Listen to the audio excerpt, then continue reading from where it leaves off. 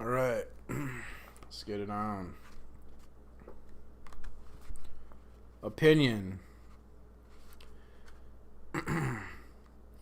We must add to all of this the problem of public opinion.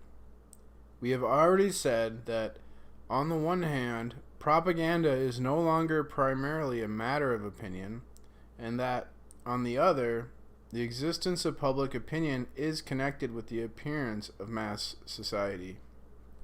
There's a footnote here.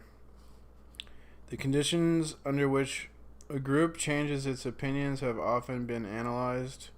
We know the problems of ambiguity, opinions based on prejudices, appearances that suddenly collapse, majority effects, and so on. Many limited studies on such local conditions have been made, but their findings have little value by themselves when considered outside the setting of mass society. We would like to stress here that opinion formed in primary groups or small groups has other characteristics than that which exists in large societies.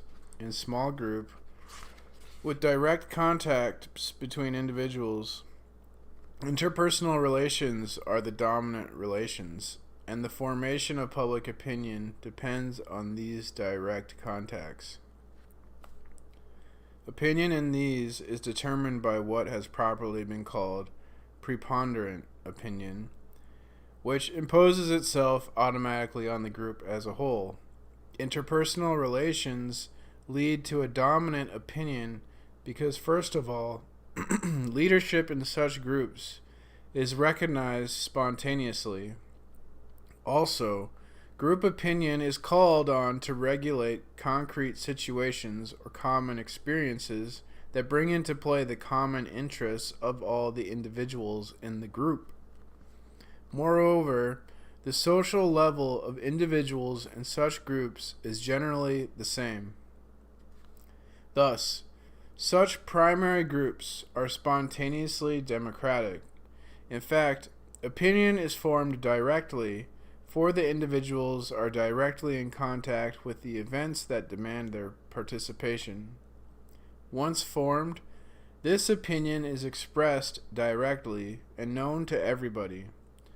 The leaders of the group know what the group opinion is and take it into consideration.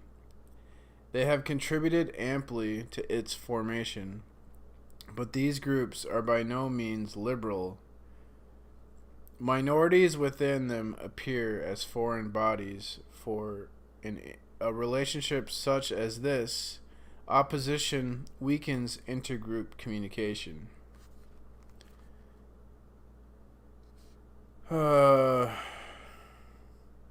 Sanctions are generally diffuse but energetic. There is no equality. The members accept leadership, and of course, small groups also recognize instituted authorities, the father of the family, for example. Dominant personalities play a considerable role, and often group opinion will be formed by individuals who are known to all the members of the group and whose authority is accepted. Secondary or large societies obviously have a totally different character. In these societies, generally the ones considered by the public opinion studies, individuals do not know and have no direct contact with each other. Moreover, they do not share the direct experience of problems on which they must make decisions. Interpersonal relations do not exist, only overall relations, those of the individual with the group as a whole. To some extent, the opinion that prevails in such groups will be a majority opinion, which is not to say that public opinion is that of the majority.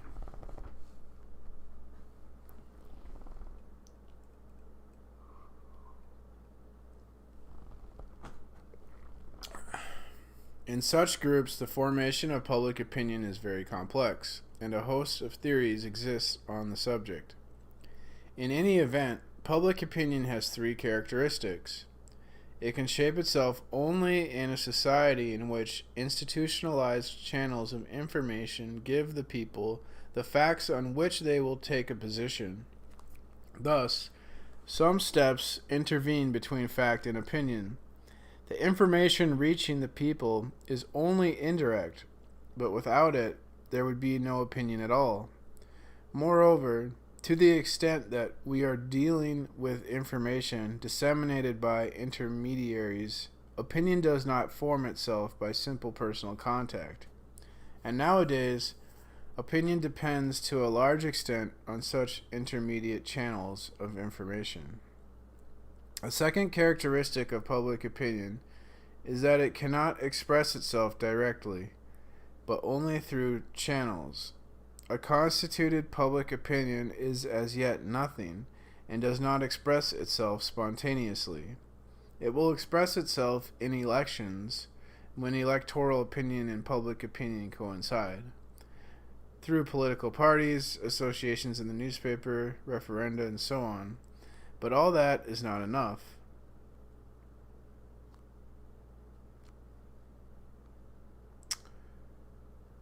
The third characteristic of public opinion is that this opinion is formed by a very large number of people who cannot possibly experience the same fact in the same fashion, who judge it by different standards, speak a different language, and share neither the same culture nor the same social position. Normally, everything separates them. They really should not be able to form a public opinion, and yet they do. This is possible only when all these people are not really appraised of the facts, but only of abstract symbols that give the facts a shape in which they can serve as a base for public opinion. Public opinion forms itself around attitudes and theoretical problems not clearly related to the actual situation. And the symbols most effective in the formulation of public opinion are those most remote from reality. Therefore, public opinion always rests on problems that do not correspond to reality. Always, huh?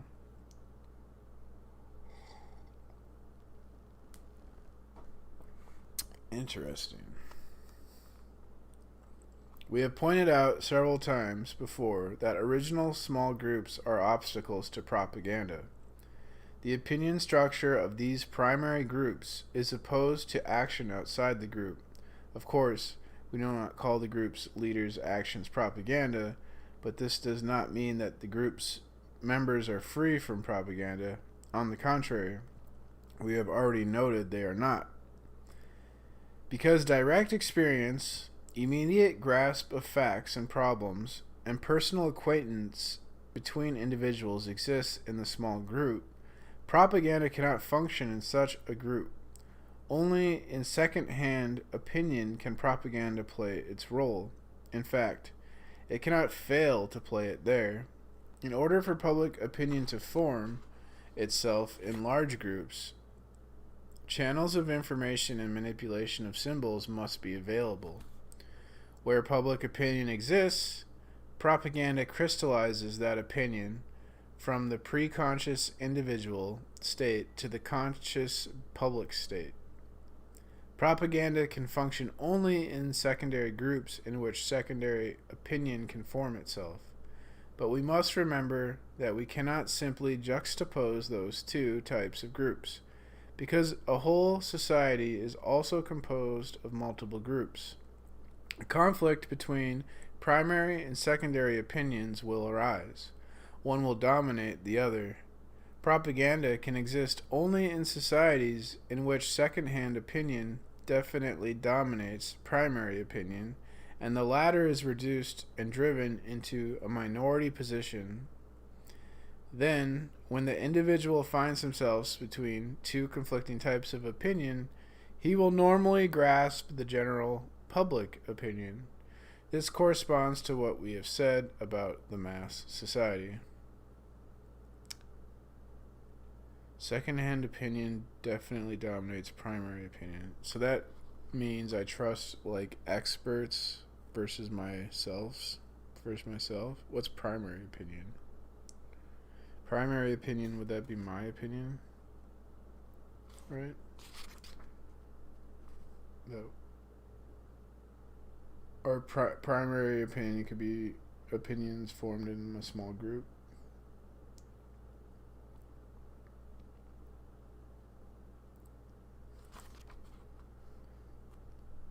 Okay.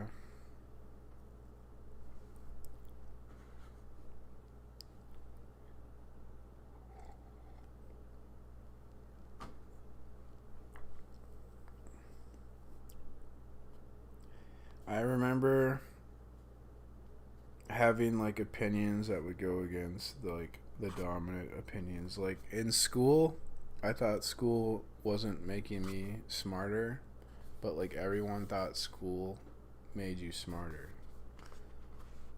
And I'd be like, guys, I don't think that's right. And like every single person would tell me I'm wrong. And I think most people would be like, well, every single person can't be wrong. I must be wrong, and like maybe change their opinion based on their feedback. But like me, I kind of struggled. I think it was like I sort of believed in myself, but then it was like I wasn't confident in myself because of everyone else's opinion. So then it took me until like college when I was 19 to be confident, to be like, okay, I'm going to drop out of school. This is bullshit. 11 minutes.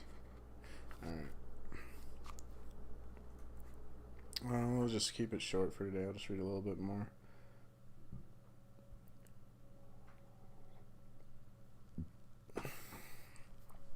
The mass media of communication. Finally, one more condition is basic for propaganda.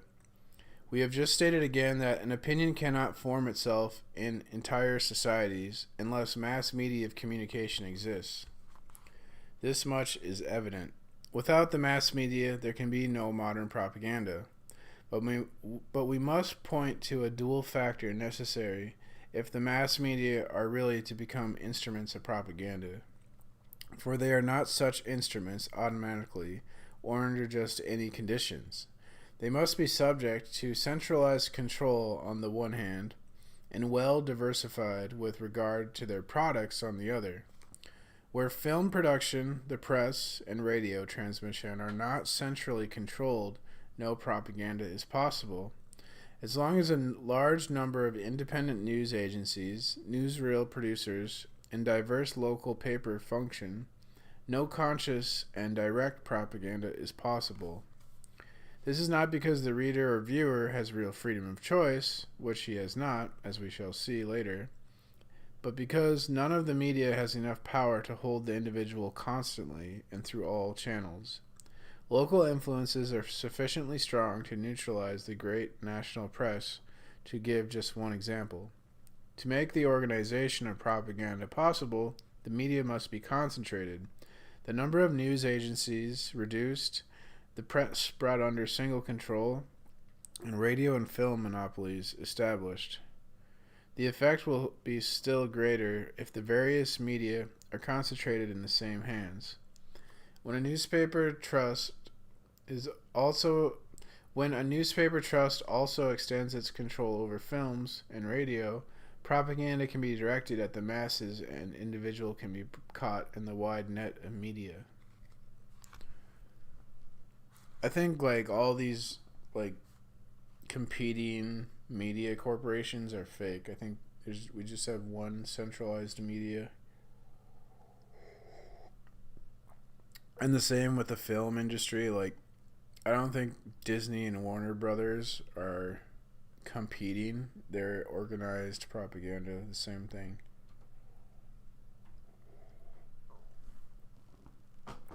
That's what I think. Only through concentration in a few hands of a large number of media can one attain a true orchestration, a continuity, and application of scientific methods of influencing individuals. A state monopoly or a private monopoly is equally effective. Such a situation is in the making in the United States, France, and Germany. The fact is well known The number of newspapers decreases while the number of readers increases. Production costs constantly increase and necessitate greater concentration. All statistics converge on that. This concentration itself keeps accelerating, thus making the situation increasingly favorable to propaganda. Of course, one must not conclude from this that the concentration of mass media inevitably produces propaganda. Such concentration is merely a prerequisite for it, but that the media be concentrated is not enough.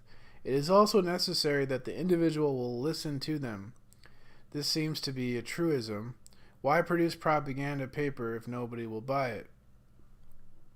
Buying a paper, going to the movies are unimportant acts in an individual's life. He does them easily. But reception must be equally assured by radio or TV.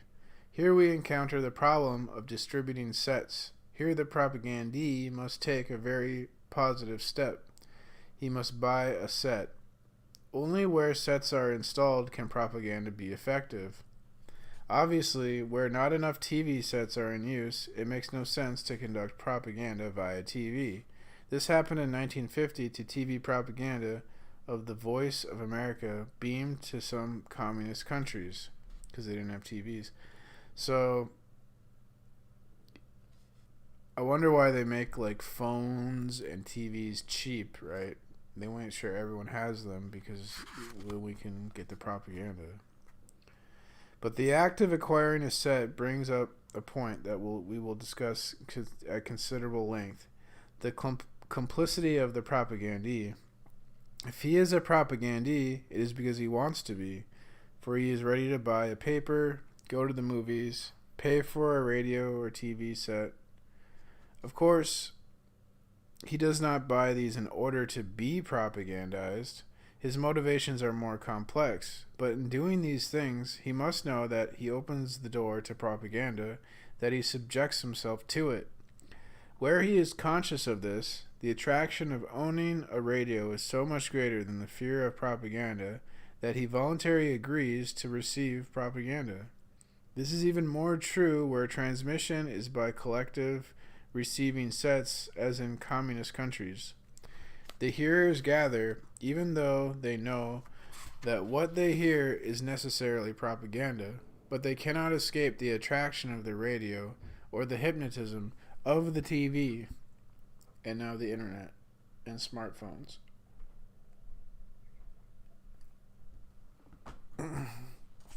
The fact is, even more striking with regard to the newspapers, the reader buys a paper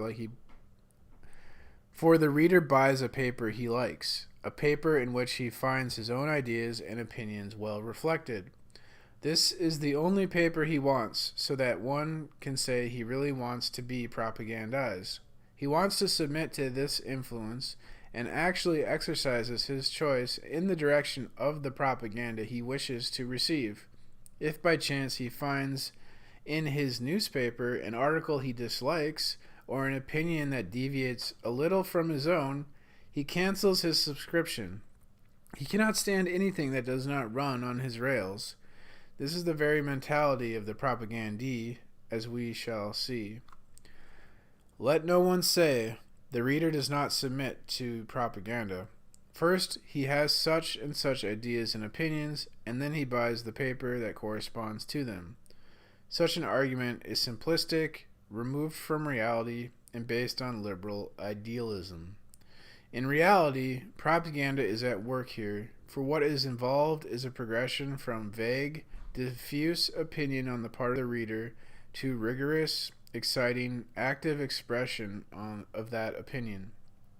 A feeling or an impression is transferred into a motive or for action. Confused thoughts are crystallized. Myths and the reader's conditioned reflexes are reinforced if he reads that paper. All this is characteristic of propaganda. The reader is really a subject to propaganda, even though it be propaganda of his choice. Why always fall into the error of seeing in propaganda nothing but a device to change opinions? Propaganda is also a means of reinforcing opinions of transforming them into action, the reader himself offers his throat to the knife of the propaganda he chooses. It's so true.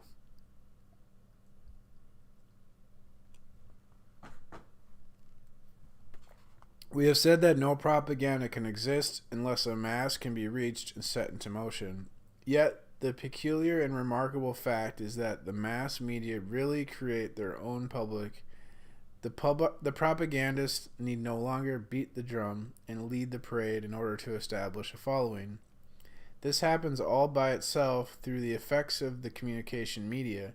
They have their own power of attraction and act on individuals in such a fashion as to transform them into a collective, a public, a mass. The buying of a TV set, though an individual act, inserts the individual into the psychological and behavioral structure of the mass. He obeys the collective motivation when he buys it, and through his act opens the door to propaganda. Where this dual process of concentration of the sources of propaganda and wide diffusion of its recipients does not take place, no modern propaganda can function in a society. And with that, I will stop. Short stream today. And now I'm gonna fucking own some noobs.